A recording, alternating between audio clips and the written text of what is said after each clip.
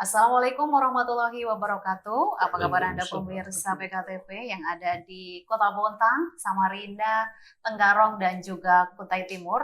Bagaimana kabar Anda pada kesempatan kali ini? Baik, kita di kesempatan kali ini di PKTV Talk akan membahas terkait Perwali tahun Perwali nomor 8 tahun 2008 tentang wajib belajar pukul 7 malam hingga 9 malam. Dan untuk membahas tema kita pada kesempatan kali ini, kita sudah kedatangan Kepala Satpol PP Kota Bontang, Bapak Ahmad Yani. Apa kabar Bapak? Alhamdulillah, Assalamualaikum warahmatullahi wabarakatuh. Selamat siang.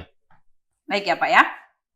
Oke, di samping Pak Ahmad Yani ada Ibu Sumaria selaku perwakilan dari PGRI. Apa kabar Ibu? Baik, alhamdulillah. Baik ya Bu ya. Assalamualaikum. Waalaikumsalam. Baik, di sampingnya Bu Sum ada Sekretaris Disdikbud, ada Bapak Saparudin. Apa kabar Pak? Alhamdulillah sehat. Assalamualaikum warahmatullahi wabarakatuh. Oke, sehat semua ya. Sehat.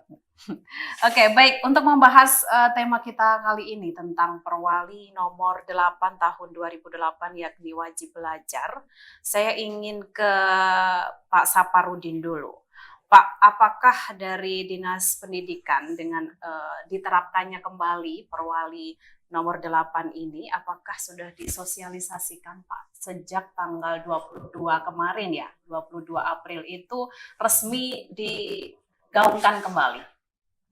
Baik, terima kasih untuk pertanyaannya. Jadi sebenarnya Perwali ini kayak pasang surut. Jadi dulu zamannya periode yang lalu, zamannya Bunda Neni memimpin, itu sudah dilaksanakan juga pada saat itu. Wajib belajar 1921 ini sudah diterapkan. Ya. Bahkan kita dulu sempat ada namanya program bintang, yaitu bimbing belajar pada malam hari waktu itu. Makanya ini kami gaungkan kembali. Iya. Ya, bukan hanya sosialisasi yang kita lakukan nanti ke depannya adalah bimbingan belajar gratis itu akan kami lanjutkan kembali. Jadi memang filosofi Perwali ini adalah untuk mengaktifkan siswa-siswa kita untuk belajar pada pukul 19.21. Jadi memang pukul-pukul itu pada rawan. Ternyata memang Perwali ini cukup panjang umurnya, ternyata saat ini sangat kita butuhkan. Dengan kemajuan teknologi itu kan juga banyak anak-anak sudah menghilangkan pelajaran aktifnya. Jadi banyak pindah ke game, gadget. Nah, inilah tugas kita. Kami berharap dengan tampil di sini kita berharap pada orang tua untuk menyadari itu. Jadi bukan kita razia malam hari itu adalah untuk menghalangi anak-anak, bukan, tapi adalah menyadarkan kita pentingnya pembelajaran. Pembelajaran itu bukan hanya ini, literasi dan numerasinya kita jauh turunnya. Iya. Itu persoalan yang terjadi saat ini. Oke, baik. Kalau kita berbicara tentang Perwali ini, Pak, sebelumnya kan memang sempat surut ya, seperti yang Bapak bilang. Seperti apa sih Pak anak-anak Kota Bontang sehingga Perwali itu harus kembali digaungkan dan harus diterapkan memang Pak? Sebelum-sebelumnya seperti apa? Ya memang pergeseran pendidikan itu sangat luar biasa, perkembangan pendidikan. Hanya hitungan waktu dan detik perubahannya luar biasa. Ya. Yang menjadi persoalan yang mendasar ini setelah COVID. Karena COVID itu kita semua lari ke digital. Betul. Semua lari pembelajaran digital, sehingga kita lupa bahwa ada hal-hal yang perlu kita benahi. Memang kita hanya ngajar literasi dan numerasi. Iya. Padahal adalah intelektual itu bukan itu saja dilihat, adalah attitude-nya, sikap dan perilaku. Itu sangat berpengaruh. Nah, kalau kita amati dengan kemajuan teknologi itu memang ada kemajuan yang cukup besar, tetapi kan sikap ini yang perlu yang kita benahi kembali. Itu filosofinya sebenarnya. Oke. Ya. Oke, berarti dari anak-anak sendiri dengan kemajuan zaman jadi perilakunya apa ya? Mungkin bisa dibilang menyimpang gitu Pak, atau sudah apa ya perilakunya sopan santunnya seperti itu mungkin sudah tidak ada gitu atau gimana Pak? Jadi bukan tidak ada. Secara real kita lihat ya, kita misalnya kumpul-kumpul kongko-kongko misalnya ada 4-5 orang. Iya. Kalau dulu kan kita berhadapan ngobrol, padahal di dalamnya mereka masing-masing dengan dunia mereka, dengan gadgetnya. Itu yang menjadi persoalan. Jadi rasa toleransi, rasa gotong royong, kekeluargaan kan memudar. Nah, filosofi yang kedua artinya kita nyadarkan bahwa pendidikan itu bukan milik pemerintah, tapi adalah milik masyarakat, milik orang tua, untuk sama-sama loh kita mendidik anak bangsa kita. Bagaimana kita menuju 2045 Indonesia emas kalau tidak disiapkan dari sekarang. Karena saat inilah tugas kami, tugas kita bersama, tugas masyarakat. Makanya kenapa kami kolaborasi dengan berbagai OPD, termasuk Satpol PP sebagai penegak aturan. Itu adalah untuk memberikan rasa aman bagi anak-anak untuk belajar, kita kembalikan ke fitrahnya dalam pembelajaran. Oke, baik Pak. Kalau melihat daripada anak-anak Kota Bontang, Pak, dengan perwali ini dan dengan sosialisasi yang sudah dilakukan walaupun belum menyeluruh, Pak ya, itu apakah peraturan itu bisa merubah anak-anak Kota Bontang khususnya? Kalau komitmen itu ada, ini kan bukan hanya pemerintah komitmennya itu, harus dari masyarakatnya sendiri, selaku orang tua. Karena tugas sekolah itu kan 8 jam. 24 jam dalam satu hari itu 8 jam hanya di sekolah, sisanya di mana? Di orang tua. Betul. Jadi lebih banyak orang tua lah berperan. Jadi tugas kami pemerintah itulah sosialisasi, menghimbau sebenarnya. Menghimbau agar anaknya itu pada saat-saat jam tertentu itu ya silahkanlah untuk belajar. Itu yang kita harapkan. Kan kita nggak semua juga. Misalnya malam Sabtu, malam Minggu kan free, nggak ada yang ini. Silahkan gitu loh. Masih diberi waktu untuk ini. Apalagi kan statement Pak Menteri 7 kebiasaan itu kan salah satunya tidur cepat kan dan belajar. Itu yang jadi ininya. Makanya itulah kita kembali menerapkan ini, menggalakkan kembali perwali ini. Oke, baik. Saya ke Pak Yani, Pak. Pak, dengan adanya perwali ini apa upaya daripada Satpol PP sendiri, Pak? Apa yang dilakukan, Pak? Pertama adalah kami melihat tusi kami sesuai dengan perda dan perwali, dan itu adalah sejalan dikatakan tadi Pak Safarudin. Kerjaan ini adalah kolaboratif, tidak bisa berdiri sendiri. Iya. Karena memang masing-masing memerankan perannya masing-masing dengan skenario yang sudah ada di dalam tusi kita gitu. Jadi kami beberapa kali rapat dan ini kembali membangkitkan kembali 17 tahun yang lewat, Pak ya. Iya. Ini perwali ini. Iya. Perwali ini adalah niatnya baik sekali. Itu lebih banyak menyentuh, mengajak seluruh elemen masyarakat tanpa melihat siapa si B, itu kembali kepada fitrahnya masing-masing ya. Kalau malam itu adalah selain daripada kami memang sudah jalan dari dulu, Bu. Iya. Menerapkan itu, tapi kekuatan itu hanya di satu OPD ya, termasuk kami. Tapi kalau ini kan diajak seluruh nih. Ini lebih banyak, ini adalah perannya orang tua memang disentuh dengan seluruh stakeholder yang memang yang terkait dengan itu. Kalaupun dikatakan tadi Ibu, ini kalau ada nanti perwali itu kan batasnya sampai jam 9 malam ya. Betul. Kalau di luar Pak itu ya memang tidak diberlakukan perwali, tapi berlakulah Perda nomor 3 tahun 2020. Itu ada lagi Perda tentang Trantibum. Makanya kami tiap malam itu selalu razia-razia. Tujuan cuma satu, kapan lagi memulai untuk menyadarkan kita semua gitu. Dan kata kunci dikatakan tadi Pak Safarudin, saya sependapat sekali untuk menuju 2045 Pak ya. Itu kan cita-cita bangsa. Bagaimana mau sampai ke sana ketika tidak mencetak generasi unggul. Iya. Menuju ke sana pasti nanti salah satu persyaratan utama untuk menjadi Indonesia emas itulah mencetak generasi unggul sehingga menjadi negara tangguh ya. Larinya ke sana gitu. Nah ini yang kita coba sentuh. Nah, peran orang tua sangat dibutuhkan termasuk di sekolah-sekolah, itu termasuk kita semua. Pak RT pun juga adalah ada teknik yang kita gunakan berubah dari tahun-tahun sebelumnya, Bu. Sepakat itu dalam rapat dipimpin Pak Wakil Pak ya terakhir. Itu adalah ketika ditemukan nanti anak sekolah pada jam itu yang dipanggil atau dijemput itulah orang tua dan kepala sekolah dan Pak RT. Ini artinya itu lebih perannya ini supaya lebih bukan dicek nih perannya semakin punya rasa apa ya memiliki gitu. Ini Bontang, kita hidup di Bontang, ini milik kita, negara ini milik kita gitu.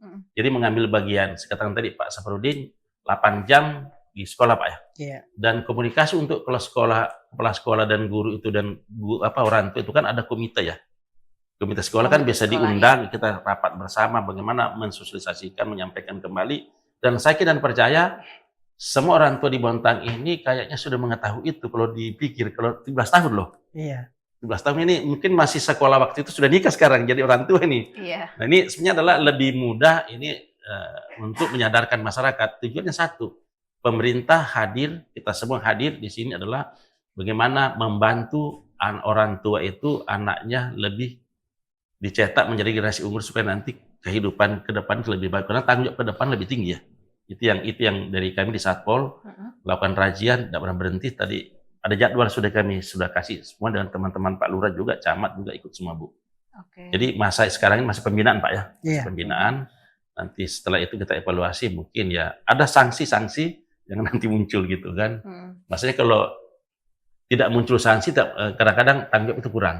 Betul. Fasilitas sudah diberikan, insentif diberikan, apa sih di Bontang yang tidak ada gitu, gratis semua dikasih ini. Nah mungkin nanti akan menyasar ke sana, sanksi supaya nanti menyadarkan, oh saya punya anak kok harusnya kembali sekitar sebelumnya. Ini loh fitrah saya harus melihara, menjaga dia, apalagi pemerintah niatnya mengingatkan untuk hal yang baik gitu. Betul. Itu kata kuncinya, bagaimana kembali sebagai fitrah kita sebagai orang tua gitu. Oke, baik. Berarti Satpol di sini dalam hal razia ataupun melakukan patroli itu ada dengan beberapa pihak terkait, Pak? Yang pertama adalah mitra kerja kami dengan Pak Dinas Pendidikan, pengawas Pak ya. Iya. Kecamatan, itu pihak kecamatan, kelurahan di mana wilayah ini termasuk Disperindakob dan Kominfo termasuk Kemenak dan Perpustakaan. Itu tim. Karena kami kemarin mencoba identifikasi, deteksi dini, ada pertanyaan nanti muncul di masyarakat, nah dia bisa menjawab. Jadi bukan Satpol, karena contoh, kemarin Kemenak diundang itu termasuk Kominfo, ada fasilitas wifi di Pasum-Pasum, 24 jam berjalan. Nah, bagi rumah nanti, anak-anak nanti di rumah yang tidak ada fasilitasnya, itu kan mengundang keluar ya? Iya, betul. Ada pertanyaan nanti orang tua kami, rumah kami tidak memenuhi syarat untuk belajar. Makanya ada perintah Pak Bu Wali ya, dan Pak Wakil Wali Kota, Lurah Camat itu wajib menunjuk satu rumah untuk tempat belajar anak-anak. Jadi tidak ada keluar.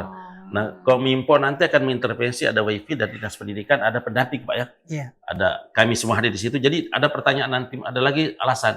Kalau nanti dikumpul ada bimbing, tambah.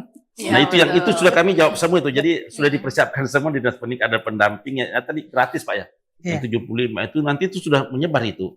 Oh, jadi tiap malam, dan nanti ditunjuk nanti Pak RT Lurah nanti ada. Jadi tidak ada lagi alasan kemana-mana. Pada jam itu ini tempatnya belajar. Jangan sampai nanti ada rumah warga kan tidak layak untuk belajar Bu ya. Betul. Itu kan tidak bisa kita intervensi. Tapi kalau ada seperti itu nanti ditempatkan di rumah yang belajar. Nah, yang kedua program Ibu sebenarnya bagus sekali gitu. Ketika ada rumah nanti data dibutuhkan itu intervensi dari rumah ya. Iya. Jadi bukan hanya untuk menyangkut masalah belajar wajib belajar ini Bu. Ketika ada anak yang memang di rumahnya itu, kalau saya ilustrasikan tadi di SMP 2, rumah itu seperti Piala Dunia, padahal bukan zaman Piala Dunia ya. Itu ribut, ada brokomha bilang orang ya. Makanya kami ada kerjasama dengan HIMSI. Itu nanti ada pendekat. Kalau ada seperti itu, pendampingan dari HIMSI nanti dilakukan. Jadi Bu Wali ini, Pak Wakil ini programnya itu apa ya? Tidak ada lagi kalimat yang punya alasan gitu. Memang sampai ke akar-akarnya itu disentuh gitu. Iya, oke. Baik, tujuan cuma satu. Berkaitan gitu ya. Cuma satu, bagaimana anak ini menjadi unggul itu aja. Iya, betul. Oke, baik. Berarti dalam hal patroli itu dari pihak kelurahan gitu juga ada mewakili untuk keliling gitu Pak? Kami coba kemarin diskusi dengan beliau termasuk Bu Wali, kami Pak Wakil ya.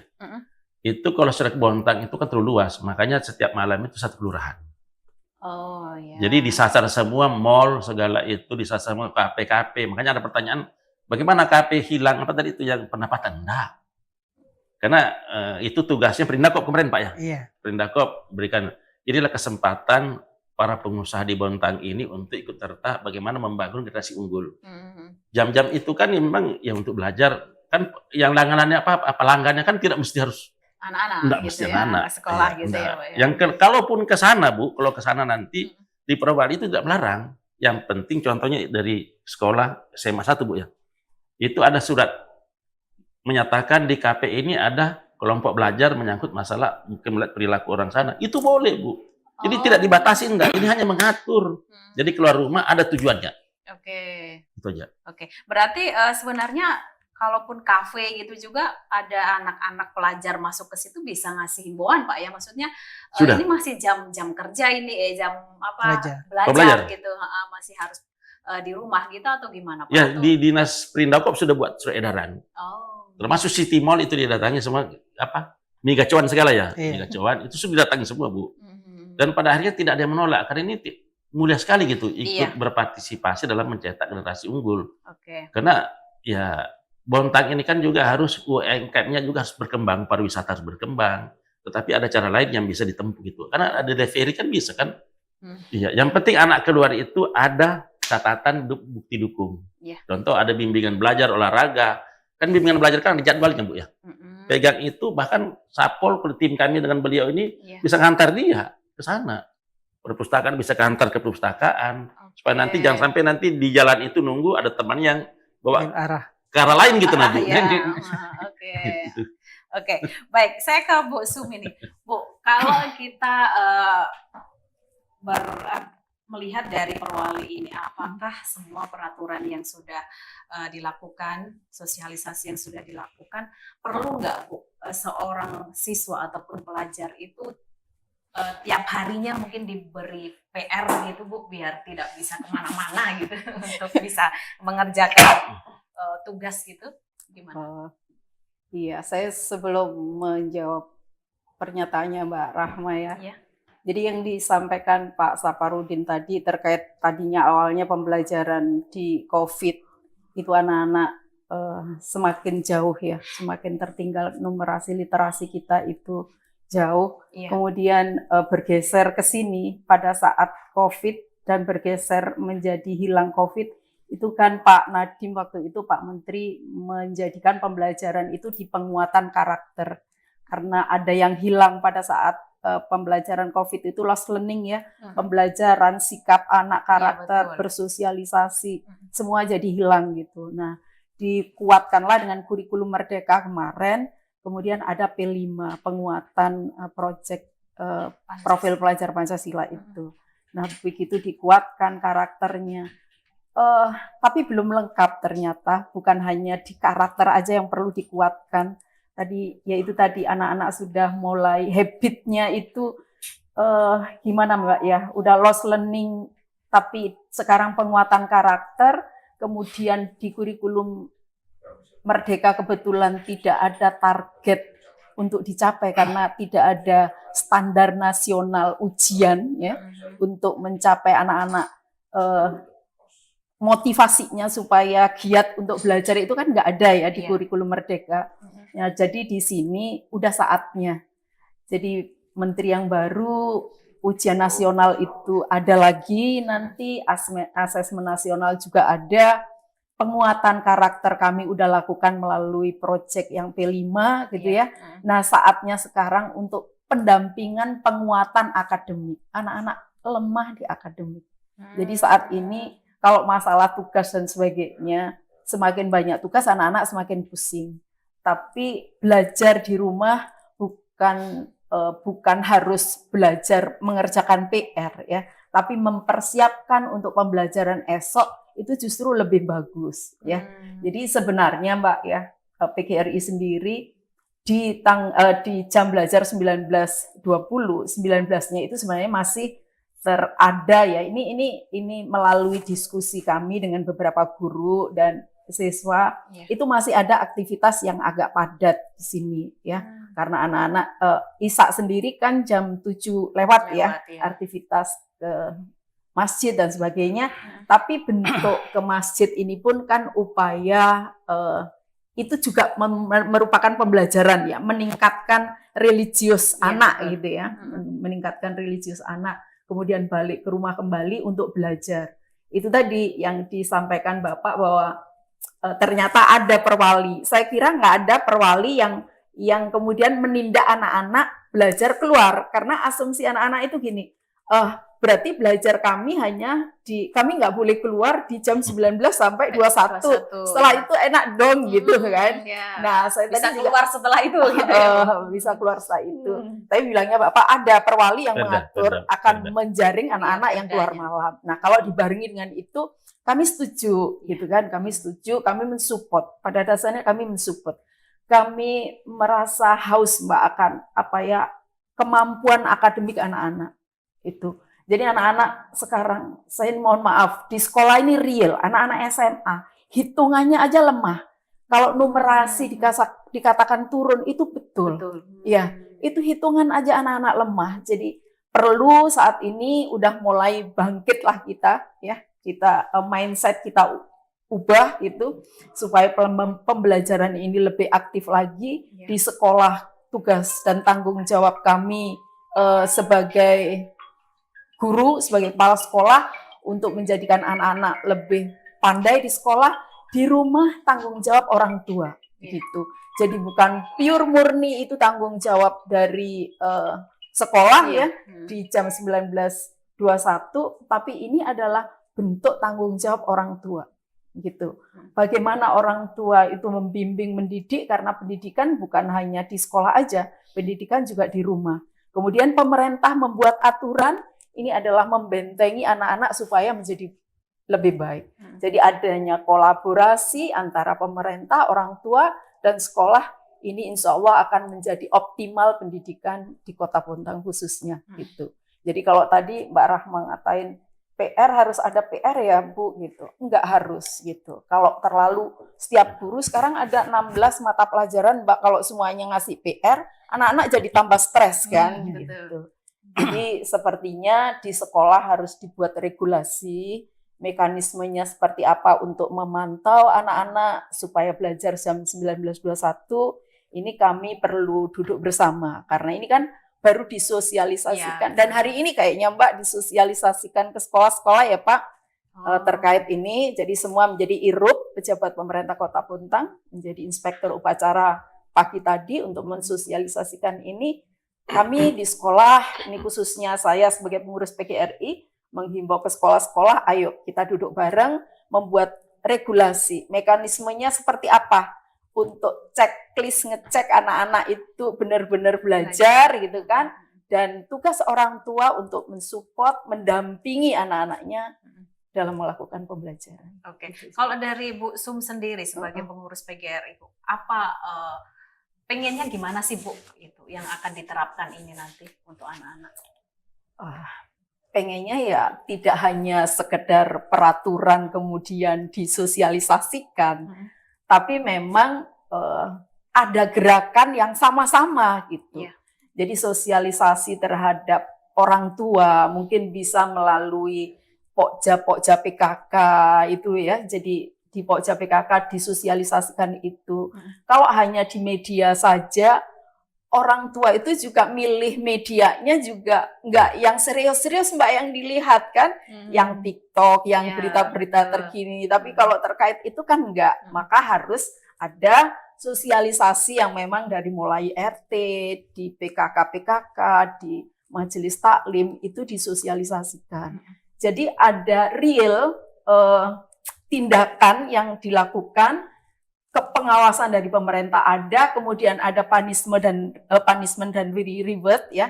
Kalau selama ini reward aja yang diberikan dengan makan gratis, kemudian baju gratis, kesehatan gratis, tapi ada punishment juga yang harus diterapkan apabila melanggar dari aturan-aturan yang diberlakukan oleh pemerintah gitu. Pemerintah juga harus komitmen, jangan hanya membuat aturan aja, tapi ayo bareng-bareng, sekolah gerak, di orang tua juga gerak, pemerintah juga gerak dalam memberikan pengawasan dan penegakan gitu. Oke. Baik, Bu Sum, kalau kita melihat karakter anak itu kan beda-beda Bu ya, dan memang ada yang karakternya bandel sekali gitu. Nah, seperti apa sih sekolah Bu menerapkan peraturan ini untuk anak-anak yang memang lebih khusus ini gitu? Ya itu, tadi kan saya malah baru dengar dari Bapak bahwa ada aturan yang pengawasan di atas jam 21 itu baru tadi Mbak. Jadi di sekolah belum melakukan apa yang harus kami lakukan gitu. Anak-anak aja ya, tadi itu saya coba Mbak pada saat pertemuan, kalian setuju dengan ini? Nggak ada yang jawab. Biasa mereka kan ke kafe dan sebagainya gitu ya Pak ya. Jadi dengan aturan ini kan mereka merasa terkekang gitu kan, karena dibatasi. Ya nggak semua anak sih Mbak, nggak semua anak. Contoh, ini mohon maaf, SMA 1 numerasinya naik drastis gitu. Artinya upaya kami di sekolah ini sebenarnya juga sudah berusaha untuk menjadikan anak-anak lebih baik. Tapi ya itu tadi, tanpa ada kolaborasi dari pemerintah, orang tua, dan ini kita nggak bisa akan mewujudkan generasi emas tahun 2045 nanti gitu ya, menjadi pemimpin-pemimpin yang berkarakter, yang jujur, cerdas gitu kan. Harapannya kan seperti itu gitu.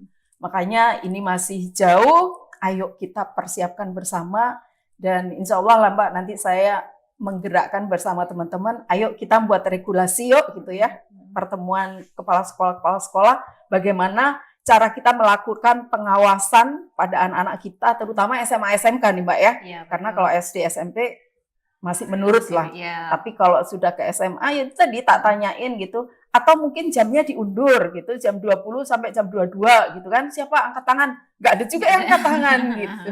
Artinya anak-anak juga pengen kebebasan, kebablasan gitu ya, dengan kebebasan yang kebablasan. Iya. Saya sedih sih Mbak, ya AI bagus ya, tapi menghilangkan anak-anak untuk dia tidak bisa menganalisa gitu ya, dia nggak bisa membuat ide-ide sendiri gitu, jadi kreatif thinkingnya itu berkurang dengan itu, karena kita begitu udah saya disuruh presentasi tujuannya apa gitu, apa yang dikehendaki gitu, klik AI muncul gitu kan. Jadi jiwa kompetitif anak untuk bisa lebih kreatif itu kurang. Nah, ini PR buat kami dunia pendidikan untuk menjadikan itu lebih baik, itu yang harus dipikirkan gimana caranya untuk lebih baik. Oke, baik. Saya ke Pak Sapar ini Pak. Pak, kalau melihat anak-anak yang tadi Bu Sum bilang bahwa dikasih pilihan aja nggak ada yang menjawab ini Pak gitu, apakah bisa maksimal sih Pak perwali ini meskipun semua pihak sudah berkolaborasi? Saya yakin kalau pemahaman masyarakat itu sudah sepaham, pasti dia paham persoalannya akan jalan dengan baik. Kenapa? Di sini kan tidak melarang anak-anak keluyuran. Yang dilarang itu adalah yaitu tadi yang tanpa jelas tujuan. Apa yang disampaikan Pak Yani tadi, kalau misalnya mereka belajar kelompok di suatu tempat, ada surat dari ini, kita silahkan, karena memang perlu, misalnya belajar itu kan tidak harus di ruangan, di rumah, mungkin ada suasana baru. Jadi memang gini, ini kegelisahan orang pendidikan. Saya baru minggu yang lalu ke Bali. Dulu kita yang namanya pendidikan tuh kiblat kita untuk di luar Pulau Jawa adalah Jembrana Bali, pendidikan yang paling maju. Sekarang Jembrana itu sekarang juga was-was.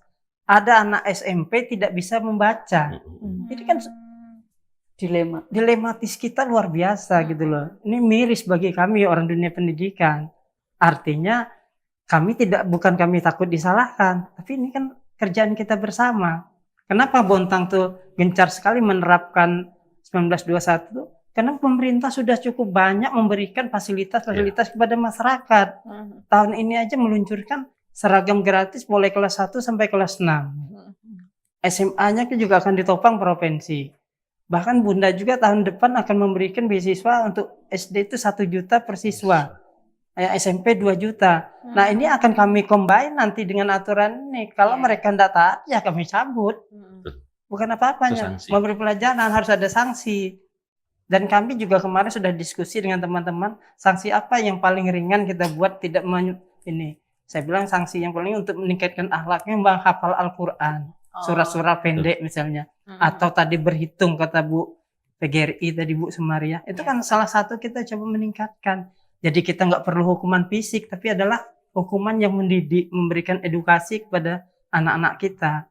Yaitu kalau memang ada klub-klub pembelajaran di luar, misalnya di KP membuat klub itu, monggo Pak Yani ya, kita berikan malah fasilitas untuk kalau perlu kami mengawal di situ. Benar nggak anak ini belajar kan?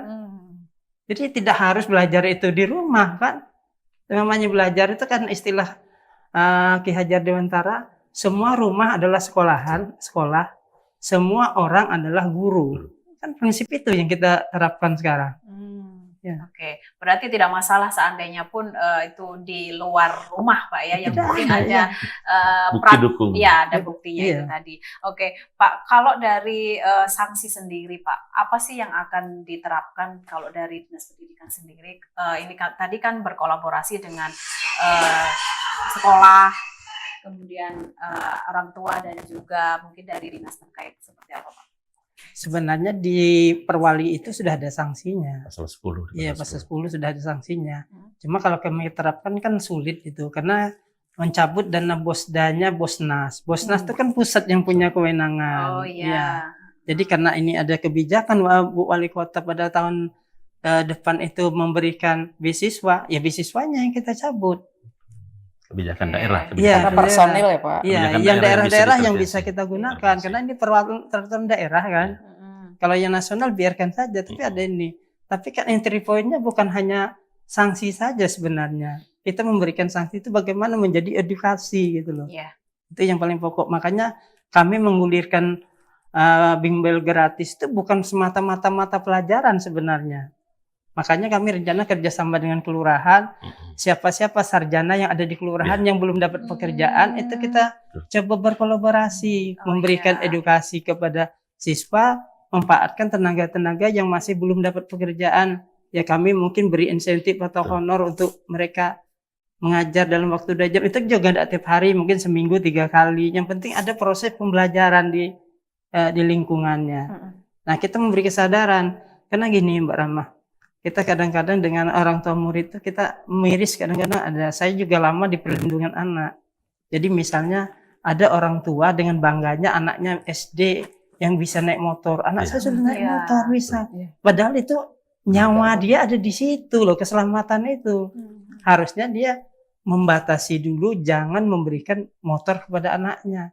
Awal memang di lingkungan, pernah kejadian itu anak teman sendiri belajar naik motor, pertama itu ya di berangkat sekolah pakai motor, lama-lama begitu orang tuanya lengah sampai ke kejadiannya meninggal malah ditolak pandan. Itu kan luar biasa, orang tua nggak tahu, kasihan.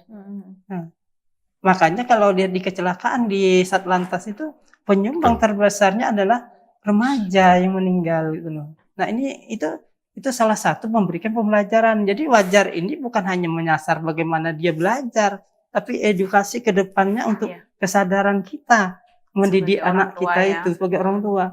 Karena kan mendidik anak kita itu kan bukan untuk zaman kita, zamannya dia nanti kan. Itu yang harusnya yang kita sadari. Selama ini kan nganggap anak-anak itu harus sama dengan orang tuanya, salah sebenarnya. Jadi pendidikannya benar itu bagaimana kita menyiapkan generasi muda ini untuk menghidupi di tantangan zamannya dia. Makin ke depan tantangan itu kan makin tinggi gitu loh. Kita aja begitu teknologi begitu pesat, pendidikan jauh ketinggalan, bukan pendidikannya yang ketinggalan, teknologinya yang terlalu cepat gitu loh. Itu jadi problem. Oke, baik Pak Sapar, kalau kita melihat bahwa tadi Bu Sum juga mengatakan bahwa karena COVID ya, itu jadi anak belajarnya pun jadi berkurang, penjumlahan itu pun juga jadi sudah tidak mengerti perhitungan gitu Pak. Sebenarnya apakah saat itu peraturan saat itu kurang ketat atau gimana sih Pak untuk anak-anak sekolah terutama? Sebenarnya aturannya sama, cuma pola penyampaiannya yang berubah pada saat itu. Yang tadinya biasa tatap muka, tiba-tiba berubah ke layar, tiba-tiba tanpa tatap muka, itu kan juga problem gitu loh. Makanya waktu kita membahas waktu COVID, kami menghadirkan para tokoh agama, tokoh ulama. Nah ternyata mengajari orang ngaji itu kan tidak bisa sistem Zoom kan, harus bagaimana bibirnya itu juga mempengaruhi dengan bacaan gitu loh, sama lidahnya. Nah itu yang jadi problem juga. Jadi kalau aturan tidak ada yang berubah, cuma cara menyampaikan aturannya yang berubah waktu itu. Iya. Oke, berarti memang kalau melalui media sosial gitu ataupun gadget daring seperti itu, apakah memang tidak maksimal ya Pak ya? Kalau kita melihat di luar negeri sana kan memang itu sudah berlaku gitu loh Pak. Tapi kalau untuk generasi muda di Indonesia, terkhusus di Bontang, gitu, apakah memang itu belum bisa diterapkan? Jadi begini, filosofi pendidikan ada 2 hal. Yang pertama mengajar dan mendidik. Kalau mengajar kan semua orang bisa ngajar kan. Yang persoalan ini yang mendidik.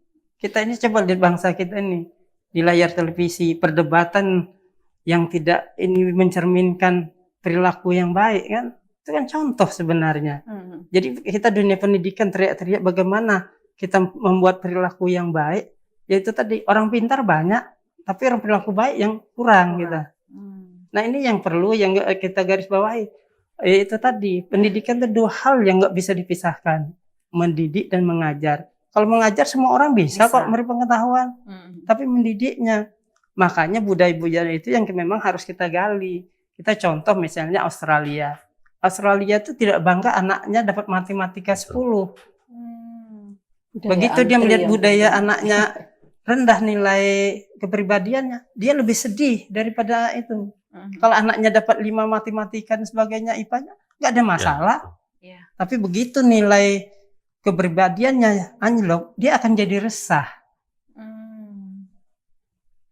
Kan karena itu titik akar pendidikan itu. Iya. Kalau semua orang pendidikannya bagus, pemikirannya bagus, kan tidak ada kejahatan kan? Iya. Tapi kalau perilakunya yang perilaku itu kan banyak. Ya tadi Indonesia itu kan tidak kekurangan orang pintar kan? Kalau kita lihat. Yang kekurangan perilakunya, attitude-nya, kompleksitas. Itu kalau bisa saya katakan, apakah memang gadget itu tadi Pak, yang teknologi itu yang mempengaruhi memang generasi muda sekarang, mungkin sopan santunnya, perilakunya itu jadi tidak seperti dulu gitulah Pak ya, anak-anak yang zaman dulu gitu. Ya, jadi gini, jadi kita nggak bisa nyalahkan teknologi. Teknologi itu bagus, tergantung di mana tempat dia memanfaatkan teknologi. Kita contohkan gini, seorang ibu megang pisau ya, kalau dipakainya untuk mengiris makanannya, itu akan jadi manfaat kan. Tapi kalau begitu dia melakukan kejahatan goris tangan orang, kan jadi apa yang terjadi? Iya. Jadi makanya teknologinya jangan disalahkan. Tapi bagaimana kita bisa pandai menggunakan teknologi tersebut. Jadi nggak bisa teknologi disalahkan. Iya. Tergantung pribadinya. Makanya itu edukasi itu penting. Pemahaman orang tua itu penting tentang edukasi, tentang digitalisasi, tentang teknologi. Jadi kita ini kan kadang-kadang begitu ngelihat berita, belum dicek kebenarannya sudah main share sana sini. Itu juga kan artinya pemahaman tentang itu masih kurang gitu loh.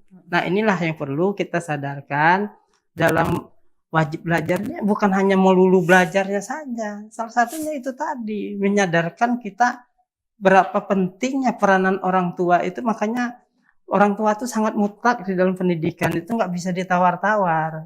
Makanya saya bilang sekolah ini kan itu tadi 8 jam loh dari sekolahan itu untuk dia bersosialisasi. Tapi di keluarga kan pembentukan karakter di mana dimulai? Ya, di rumah tangga. Makanya sebut pendidikan ada 3 hal kan, informal, formal, dan non formal. Informalnya di mana? Pendidikan keluarga. Baik, berarti memang dari dalam rumah dulu Pak ya harus diperbaiki, baru sekolah maupun lingkungan, seperti itu ya Pak ya. Baik, nanti saya akan lanjutkan perbincangan kita ya, kita akan jeda terlebih dahulu. Baik pemirsa, kita akan lanjutkan obrolan kita bersama dengan Bapak Saparudin, Ibu Sumariah dan juga Bapak Ahmad Yani, namun sesaat lagi tetaplah di PKTV Talk.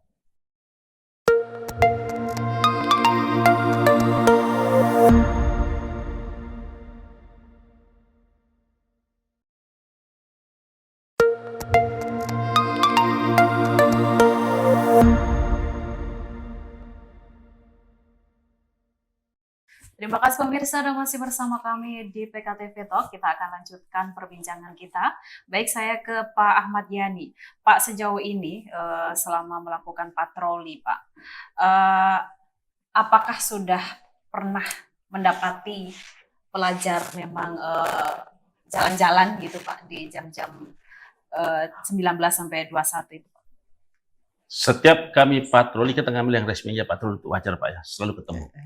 Bahkan orang tuanya mendampingi, tapi itu adalah kesempatan kami memberikan pemahaman kepada anak-anak bahwasanya tujuan patroli dengan dasar perwali itu, niatnya pemerintah itu bagaimana mengajak anak-anak itu lebih fokus terhadap hak dan kewajibannya sebagai pelajar.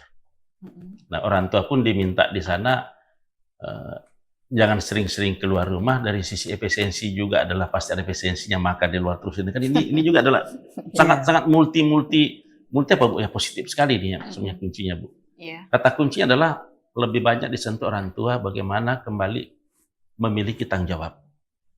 Kan bertanggung jawab, karena semua orang tua itu kepingin dan niatnya berdoanya pasti anaknya sukses dunia akhirat ya. Iya. Inilah betul. saatnya pemerintah hadir, kita semua hadir di sini memberikan sama-sama memikirkan itu. Harusnya kan lebih banyak porsinya dia ya, seperti tadi beliau. Iya, 16 jam loh di rumah. Di rumah. Kalau ada peribahasa mengatakan ketika ini lari ini berdiri pasti lari kencing berdiri lari ya. Ini Peribahasanya ya, Pak ya? peribahasa itu kan sudah lama dari dulu gitu. Iya. Tapi memaknainya peribahasa itu cuma hafalan. Sekarang ini kan perwali ini kembali kepada analisis. Kenapa sih ada perwali? Tujuannya apa? Itu justru kita disuruh menganalisis. Contoh dikatakan tadi Ibu.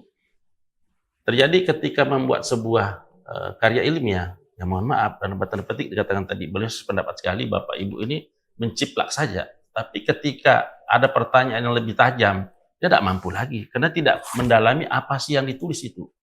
Jadi ini juga membahayakan generasi kita gitu. Iya. Dari sisi, padahal teknologi ini tidak bisa dibendung. Wajib hukumnya teknologi setiap saat pasti berubah.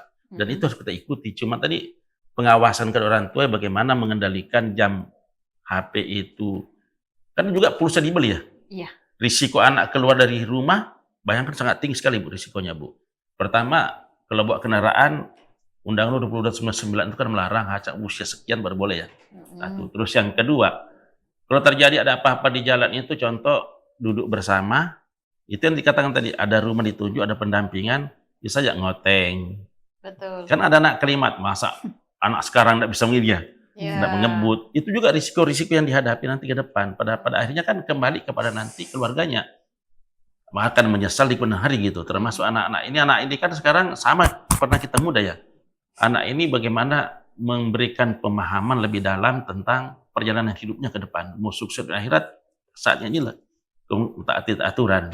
Jadi ada juga kunci Bu, memberikan tanggung jawab tinggi. Yang kedua adalah mentaati aturan, berangkat daripada pemahaman apapun yang lihat seperti kata beliau. Terjadinya melihat sesuatu diviralkan.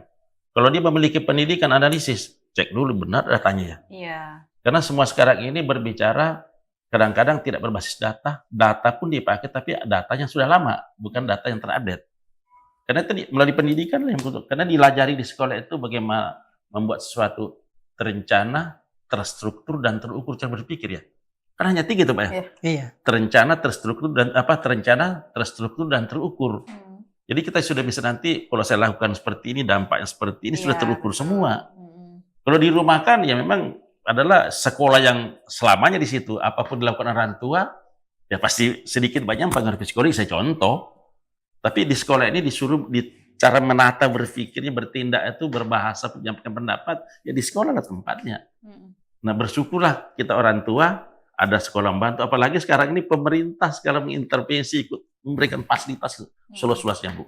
Ya kalau kami nanti turun ke lapangan itu sama-sama dia untuk membantu bagaimana anak itu kita generasi yang unggul gitu Bu. Itu aja persiapannya. Oke.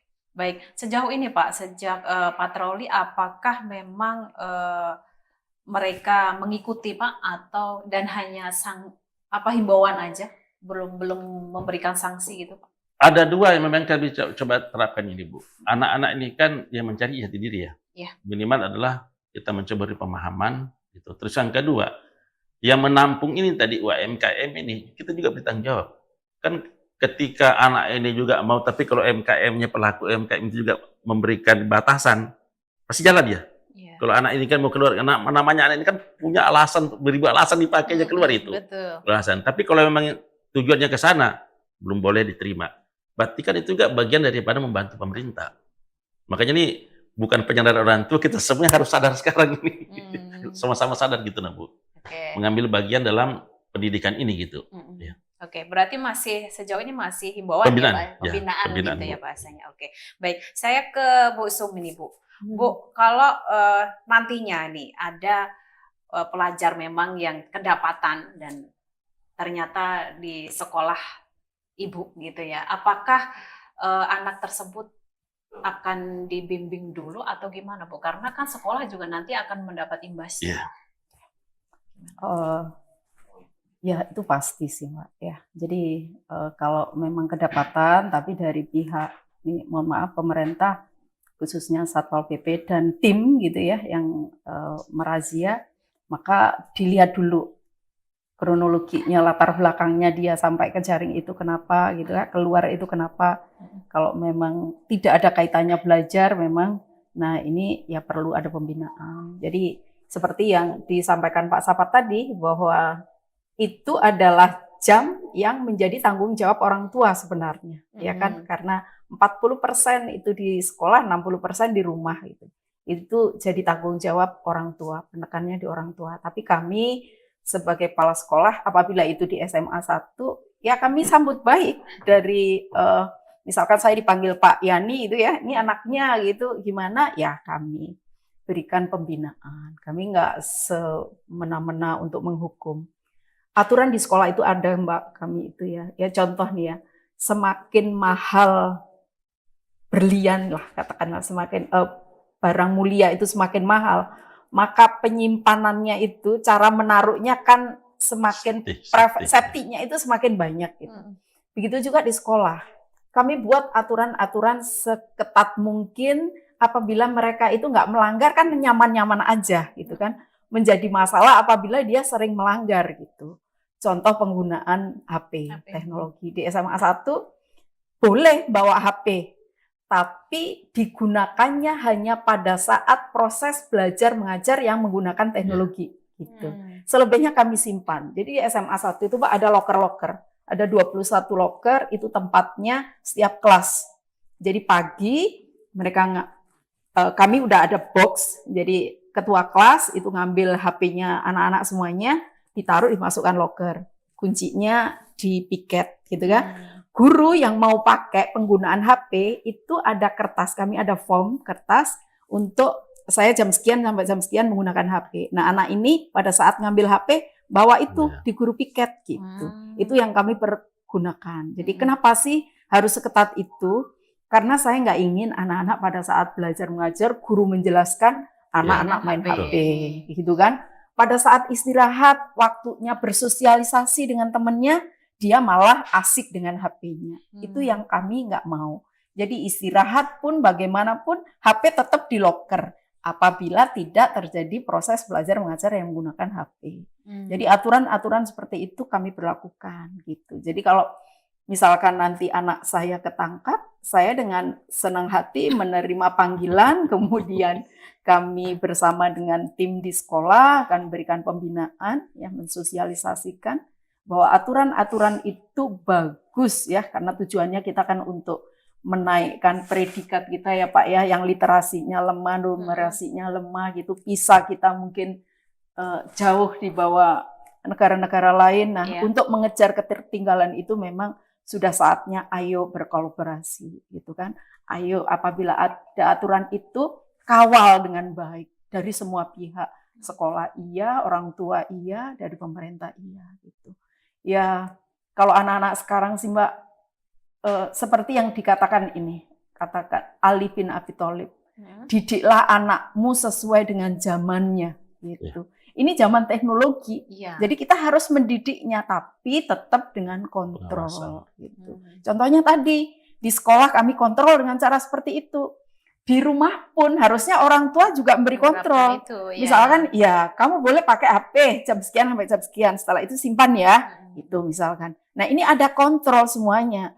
Tapi kalau di sekolah dikontrol, di rumah sebebas-bebasnya, dari habis belajar sampai pagi anak-anak main gadgetnya, terus ya ini nggak bakal terwujud ya Pak cita-cita kita untuk menjadikan pendidikan lebih baik gitu. Kalau nggak ada bareng-bareng kolaborasi mewujudkan tujuan pemerintah Kota Bontang, khususnya Bu Wali yang punya niat untuk menjadikan pendidikan Bontang ini menjadi baik, itu bisa terwujud apabila ada kolaborasi yang baik. Oke, baik. Saya ke Pak Saparudin. Pak, mungkin nggak seorang siswa tersebut kalau memang sampai sanksinya mungkin berapa kali kedapatan gitu Pak ya, karena saking ngejelnya tadi anak, apakah bisa sampai dikeluarkan seperti itu Pak? Kalau kita belum sampai ke sana, Jadi mengeluarkan anak dari sekolah itu kan bukan solusi sebenarnya. Artinya sama aja kita membunuh karakter anak. Ada hal-hal lain yang masih bisa kita bicarakan. Makanya tadi kebersamaan, kolaborasi itu yang penting. Jadi ada sama sudut pandang antara pihak sekolah, dinas pendidikan selaku pengambil kebijakan, dan orang tua sendiri. Jadi kita tidak dalam hal ini di peraturan ini tidak ada mencari siapa yang salah. Tapi bagaimana kita mengantarkan generasi kita ini untuk dia hidup di zamannya dia nanti. Jadi saya pastikan kalau begitu sanksi langsung dikeluarkan sama aja kita membunuh karakternya anak ya. Banyak sanksi yang lain maksudnya kita artinya yang edukatif lah kita berikan. Tapi mungkin kami ke depan berpikir fasilitas-fasilitas yang apa yang harus kami tahan. Artinya tidak diberikan. Contoh misalnya kalau memang bandel terus misalnya ada pembagian seragam, nah kita kasih kan juga itu hukuman sebenarnya. Tadinya pemberian seragam itu kan adalah untuk memberikan keringanan ekonomi kepada orang tua. Kita cukup memberikan fasilitas. Contoh ada bos NAS, ada bosda, itu salah satu kita mengurangi beban pendidikan kepada orang tua, beban ekonomi. Nah sama pemberian seragam itu, makanya kami ini saat ini lagi berjibaku untuk mempercepat bagaimana proses seragam itu. Begitu siswa masuk sudah mendapatkan seragam, jadi nilai ajus manfaatnya tuh ada gitu loh. Jangan sampai terlambat. Itu sudah di warning Bu Wali Kota kemarin. Yaitu tadi beri lagi fasilitas dengan beasiswa itu luar biasa gitu, memberikan ajus manfaat kepada orang tua. Beasiswa itu kan tidak harus digunakan, ditabung misalnya untuk dia masuk ke jenjang yang lebih tinggi. Contoh misalnya kalau anaknya kelas 1 juta per tahun misalnya, sampai kelas 6 juta kan dapat. Ya, SMP juga 6 juta bisa melanjutkan ke jenjang yang lebih tinggi. Itu prinsipnya. Beasiswa juga keluar juga untuk yang sarjana. Ini salah satu memproteksi agar pendidikan kita itu lebih maju. Jangan sampai kemauan pemerintah ini tidak disambut. Marilah kita sama-sama mengamankan pendidikan di Kota Bontang itu agar menjadi yang terbaik di Indonesia. Baik Pak, kalau kita berbicara inti dari wajib belajar ini kan orang tua Pak ya, sebenarnya orang tua yang harus proaktif. Seperti apa Pak dengan siswa yang memang dalam tanda kutip orang tuanya mungkin broken home atau mungkin tinggalnya dengan neneknya seperti itu dan mungkin pengawasannya memang kurang, gimana Pak solusi dari pemerintah sendiri? Sebenarnya kami sudah ada SOP-nya tentang itu. Apa yang disampaikan oleh Bu Samaria itu. Di sekolah itu sudah ada ketentuannya. Kalau mendapatkan anak itu ada kunjungan rumah. Kita cek benar-benar. Kita ini kan kadang gini. Dulu kan kalau melihat anak-anak bolos kita langsung menjustifikasi anak ini pemalas, pembolos. Kita belum pernah melihat apa sih sebabnya bolos. Nah makanya sekarang ada perintah dari kami untuk sekolah-sekolah kalau mendapatkan itu cek dulu di rumahnya. Bagaimana kondisi keluarganya. Jadi kita nggak bisa pukul rata. Kalau dulu kan kita, ya Pak kalau nggak masuk, nggak tahu sebabnya apa, mana tahu dia ngurus orang tuanya sakit dan kita kan nggak tahu gitu loh. Makanya perlu kunjungan rumah dulu, baru memberikan sanksi. Jadi nggak bisa langsung kita beri sanksi. Itu jadinya. Jadi kita ini perwali ini membangun kesadaran sebenarnya, kesadaran masing-masing fungsi. Pemerintah fungsi apa, masyarakat fungsinya apa. Ini loh fasilitas sudah diberikan. Mangkatlah fasilitas itu dengan mendorong anaknya lebih giat belajar. Ya tadi apa sampaikan Mbak Yan, tidak melarang keluar gitu loh, tidak ada larangannya. Cuma kita membatasi kegiatan gitu. Kita juga misalnya dia di rumah, memangnya kita tahu apakah dia belajar atau tidak. Nah, tapi kita setidaknya ada proteksi dulu kan. Ya namanya orang berkumpul, makanya orang tua dulu kan kita diwajibkan makan bersama. Makan bersama tuh gunanya apa? Anak, bapak bisa dialog, diskusi, komunikasi. Artinya tahu misalnya, jangan nanti anaknya mau ke kiri, bapak mamanya mau ke kanan. Ini kan harus ada ininya. Contoh misalnya, anak kita mau masuk SMK, orang tuanya mau masuk SMA misalnya. Itu kan harus ada penjelasan kenapa alasan orang tuanya masuk SMA. Nah anaknya ditanya apa alasanmu masuk SMK, itu kan juga ada pertanyaan.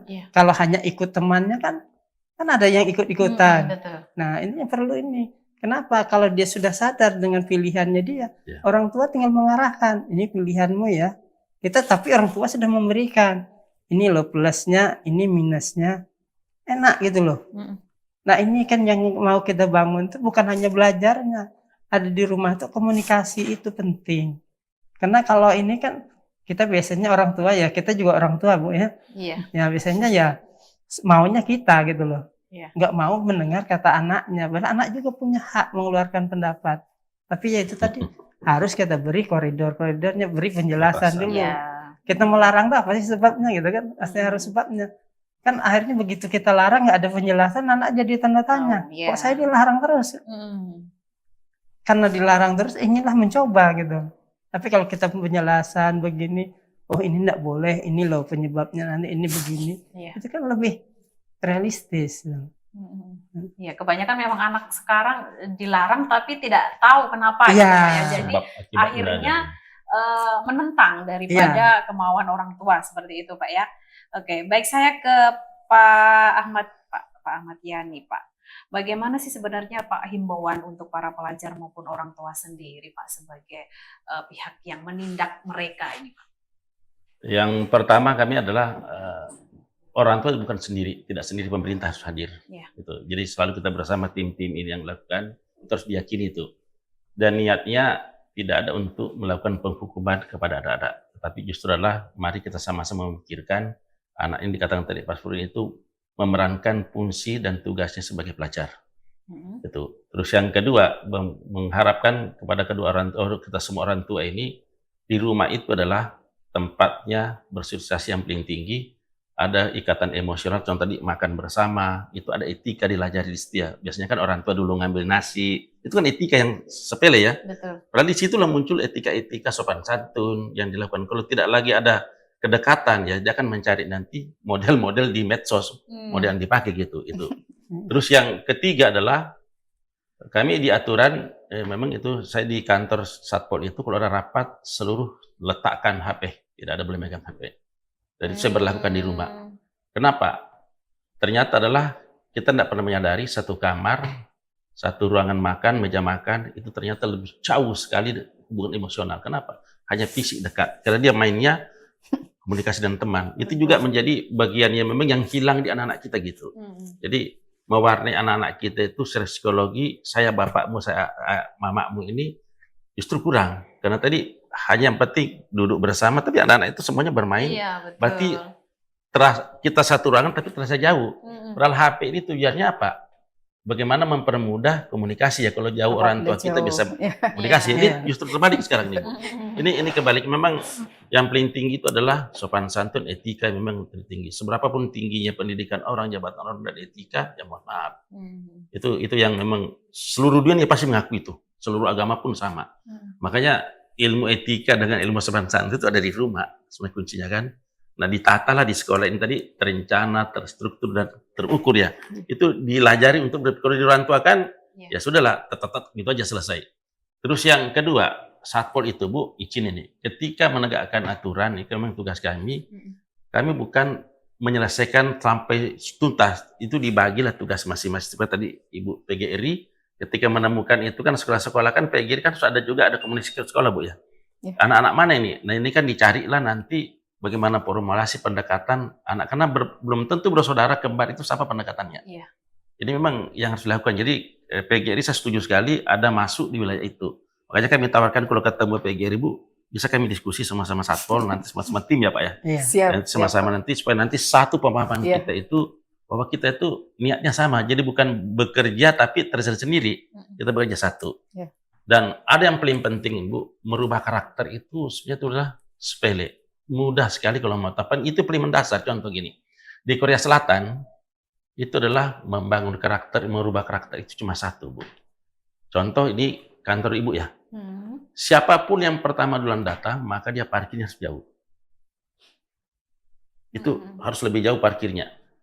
Itu yang dilajari mulai kecil TK itu siapa duluan datang harus parkir kalau bawa kendaraan paling jauh. Apa tujuannya? Ada rasa empati dan rasa simpati. Mungkin pada saat hari ini saya tidak ada masalah, jalan kaki ke sini masih ada waktu. Tapi bagi saudara-saudara saya, sekantor itu mungkin ada masalah di rumah, dihadapi di jalan, lebih dekat dia parkir di kantor, waktu itu juga saling membantu, Bu. Betul. Cuma hanya berubah saja, parkir saja loh. Merubah karakter itu saja justru lebih. Nah sekarang kita ini mau dibawa kemana nih keluarganya? Iya. Hah? Kalau di kita enggak malah. Kita duluan. Saya beri contoh nih, tidak perlu Kalau bisa dihalangi teman. Iya. Ada itu juga masalah empati budaya antri. Kalau antri kan Iya, sudah, tapi ini betul. justru bagaimana parkir paling jauh duluan. Iya. Karena waktu menuju ke sana ada setengah jam, saya Masih jaga ada terlambat aja. waktu gitu ya, Bagi Pak, ya. teman yang baru datang nanti ada mungkin persaudara orang tuanya sakit tadi itu. Supaya nggak terlambat ya Pak Iya. ya. Jadi lebih cepat gitu Jadi, ya datangnya. Jiwa korsnya itu ada.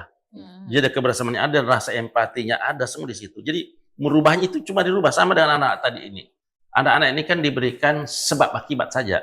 Ketika ini kau lakukan, akibatnya seperti ini, bro. Ya. Ini nanti seperti ini. Jangan nanti menyesal karena penyesalan itu pasti di belakang, ada di depan. Iya.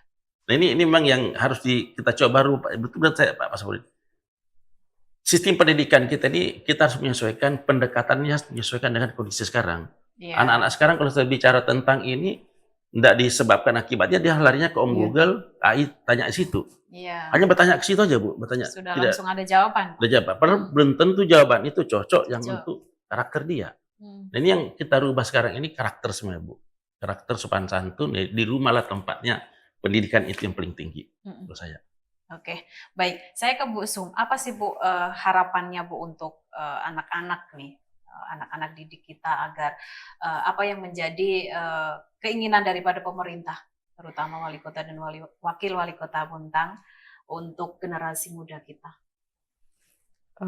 Harapannya sih pastinya ngikutin kemauan pemerintah ya Mbak ya. Itu harapannya.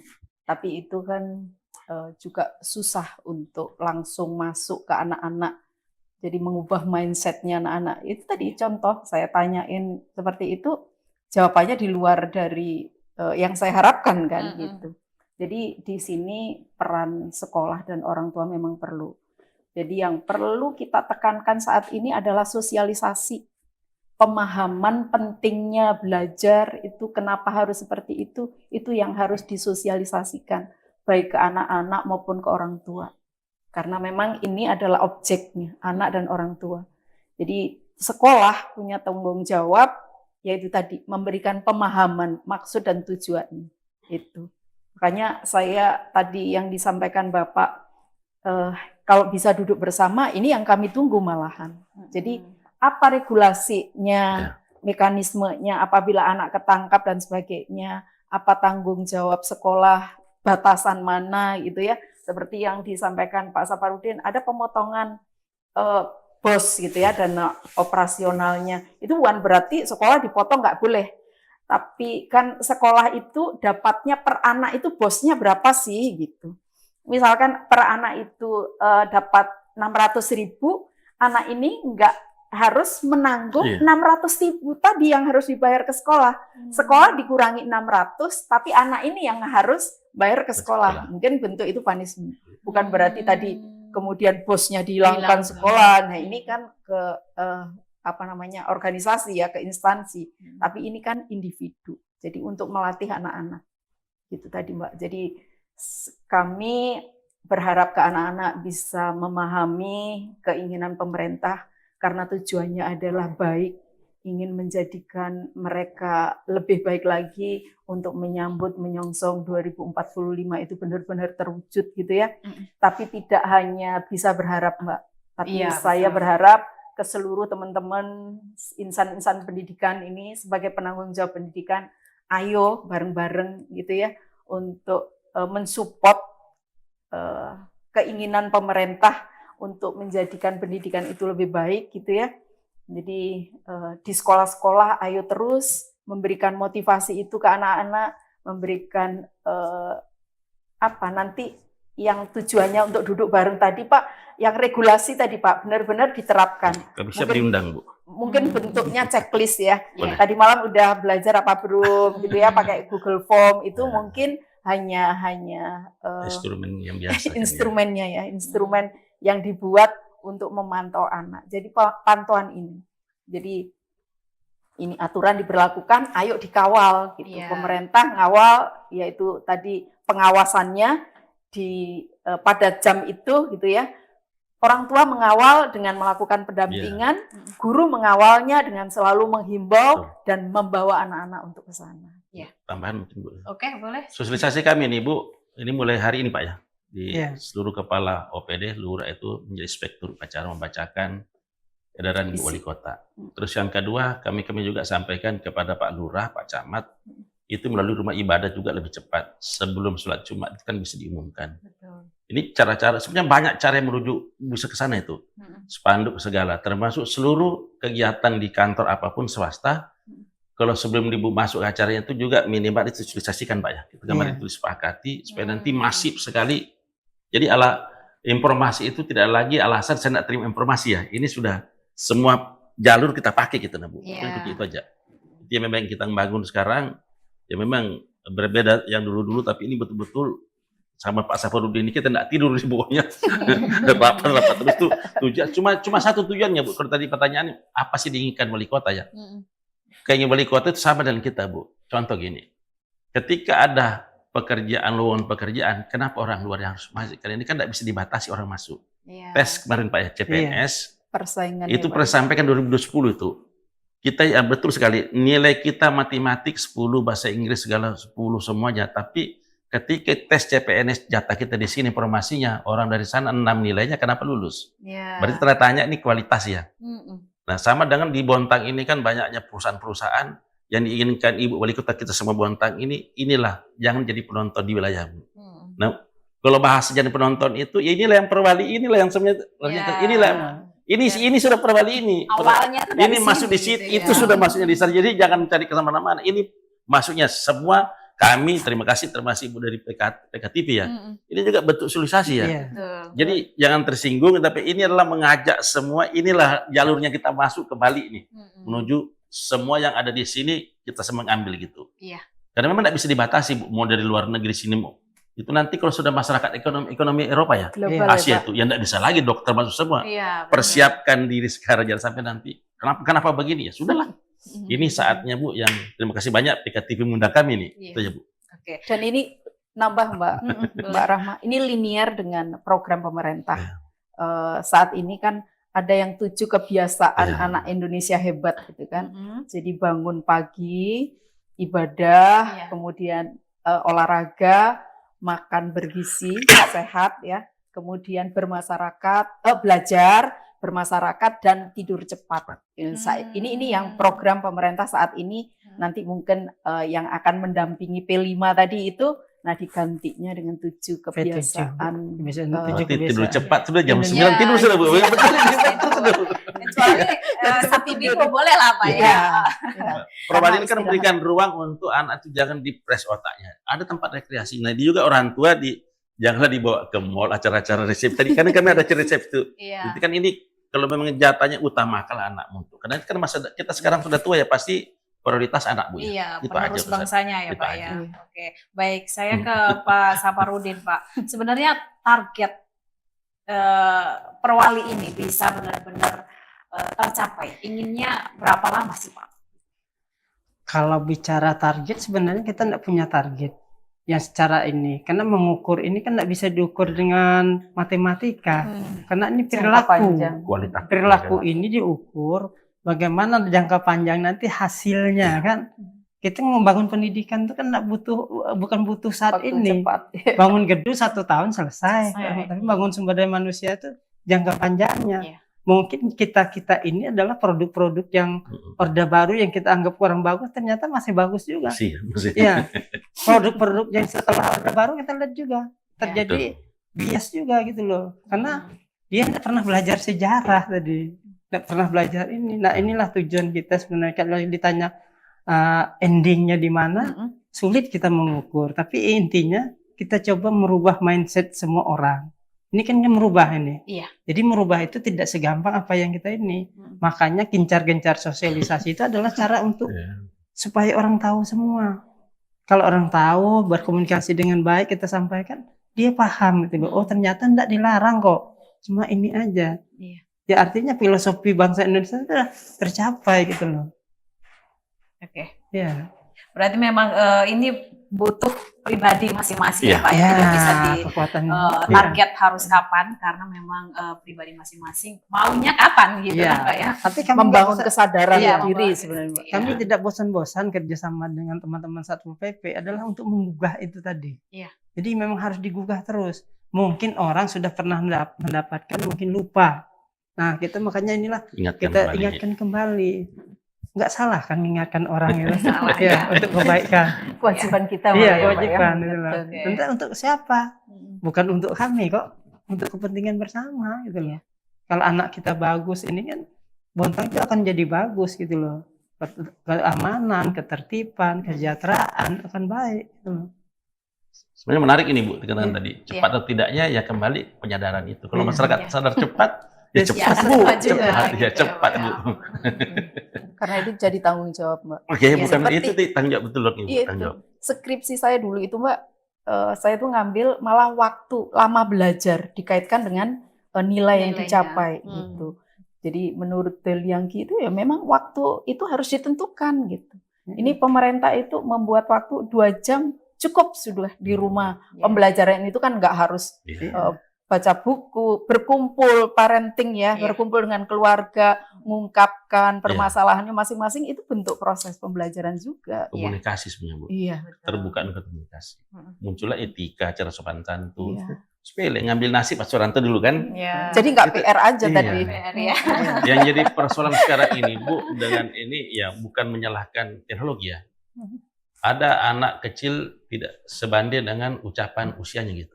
Iya, betul. Anak-anak Ya. sekarang ya Pak ya. Betul. Ya, makanya nih, tadi motor roda 2 ya, itu kan undang-undangnya sudah memiliki SIM ya. Iya, sih. Itu usia sekian. Gadget itu kan karena anak dipakai itu kan memang belum saatnya. Kita bangga anak kita, anak saya tuh santun loh. Mulai 5 jam sudah di sudut rumah, dia mengkim Bu. Iya. Jadi itu ada kebanggaan sudah santun kulit dulu dan lari Iya. ya. Padahal bukan justru itu justru tidak ada tidak berinteraksi, pada akhirnya dia berbicara dengan diri sendirinya. Itu banyak sekali Bu. Hmm. Banyak.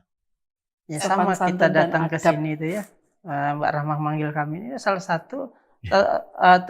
beban moralnya PKTTP untuk memberikan Ya. edukasi. Iya, kata saya terima Salah kasih satu banyak, Bu. Bersama-sama gitu Iya. loh. Artinya ternyata terpanggil PKTTP itu untuk memberikan kami di Tampung Sini Supaya untuk lebih memberikan- cepat iya, lebih tersosialisasi cepat, iya. Betul, gitu. betul sekali Pak. Karena memang masyarakat perlu Pak ya, Iya. karena tidak semua orang paham dan juga mau memahami keinginan daripada pemerintah sendiri.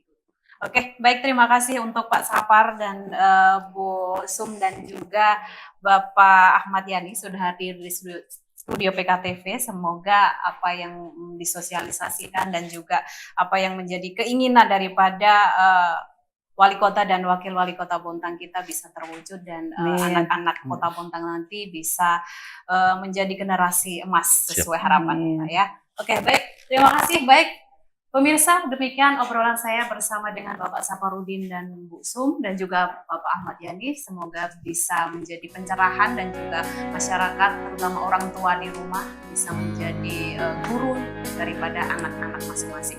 Baik, saya Rahmat Arita beserta kerabat kerja yang bertugas pamit undur diri. Terima kasih. Wassalamualaikum warahmatullahi wabarakatuh. Waalaikumsalam. Waalaikumsalam.